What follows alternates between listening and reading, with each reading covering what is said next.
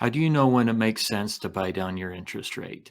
Buying down an interest rate is often referred to as discount points, buying down the rate.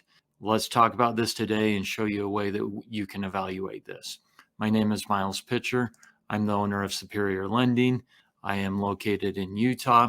We love helping people be educated as far as their mortgages and their financial decision. As a reminder, please like and subscribe to this video.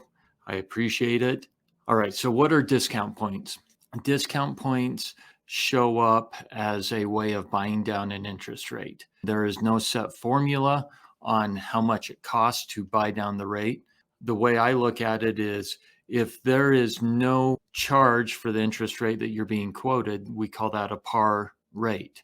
And if you raise up the interest rate, then you can get a credit from the lender.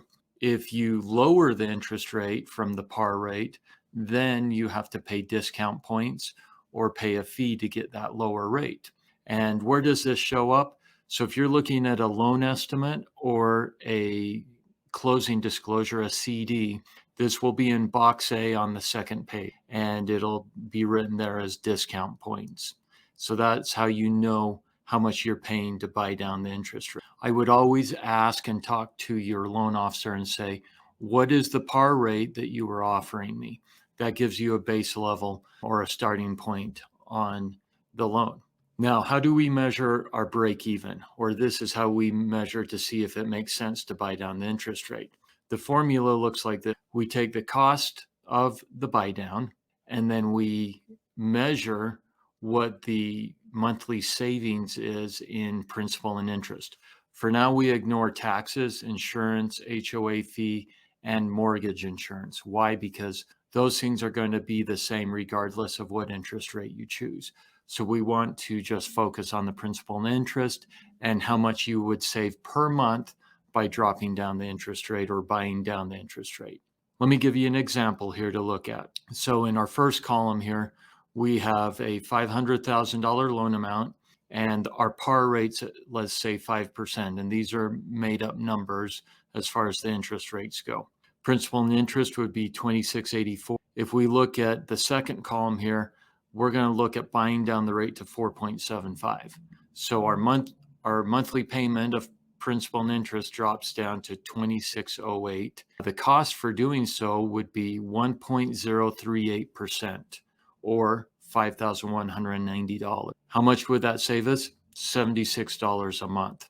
So what we do is we then take the $5,190, we divide that by $76 per month.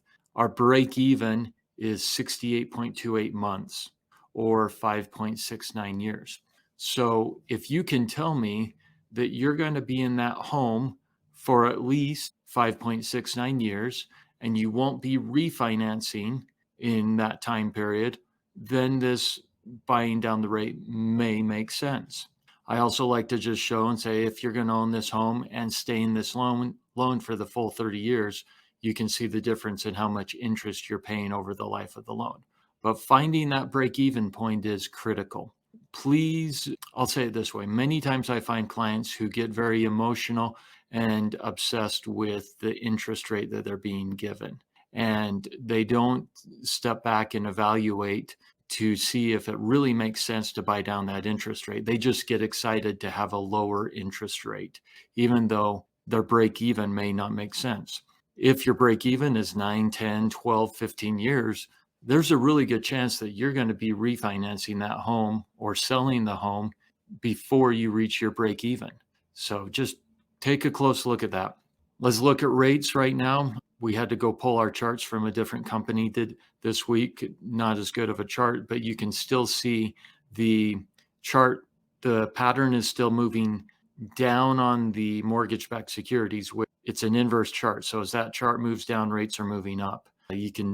We've had a lot of volatility in here, and that's because we had the Federal Reserve speak last week. And then today we had CPI numbers come out. CPI, Consumer Price Index, is how we measure inflation. Came in hotter than what we were hoping, and that's having a negative effect on things. I've been paying attention and really trying to understand from some of the experts out there when is our inflation going to top out? And their guess is fall or October of this year is when we will peak on our inflation numbers. So we still have some room to get worse on inflation, which also could mean slightly worse on mortgage rates as we're moving towards hopefully by then we see the Federal Reserve raising interest rates to get inflation under control. And as they do that, that will help improve our mortgage rates. We're also watching to see if the supply chain bottlenecks resolve themselves.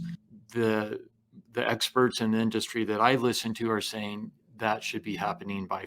If you have any mortgage questions or I can help you on figuring out if buying points makes sense or not, please don't hesitate to reach out. Here's my phone number, my email, and my company website.